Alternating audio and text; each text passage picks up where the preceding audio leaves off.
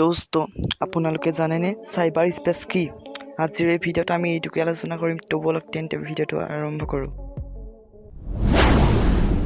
বিজ্ঞানৰ শেহতীয়া আৱিষ্কাৰ চাইবাৰ স্পেচ যন্ত্ৰৰ সহায়ত মনে বিচৰা প্ৰয়োজনীয় পৰিৱেশ এটা কম্পিউটাৰৰ সহায়ত সহজে গঢ়ি ল'ব পাৰি।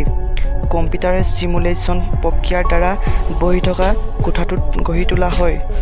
তেনে পৰিৱেশ কোঠাটোতে গঢ়ি তোলা হয় মহাসাগৰ, সাগৰ, জীৱ-জন্তু, ঘন অৰণ্য সকলো ঘটনাৰে প্ৰাকৃতিক ঘটনাসমূহৰ লগত হুবহু মিল থাকে। ফলত ঘৰতে বহি প্ৰাকৃতিক এই পৰিঘটনাবোৰ মাজত বিচৰণ কৰিব পাৰি।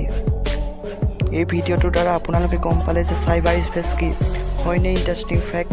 আৰু এনেধৰণৰ ভাল ইণ্টাৰেষ্টিং ফেক্ট জানিবলৈ ভিডিঅ'টো লাইক, শ্বেয়াৰ আৰু এটা ছাবস্ক্ৰাইব কৰক।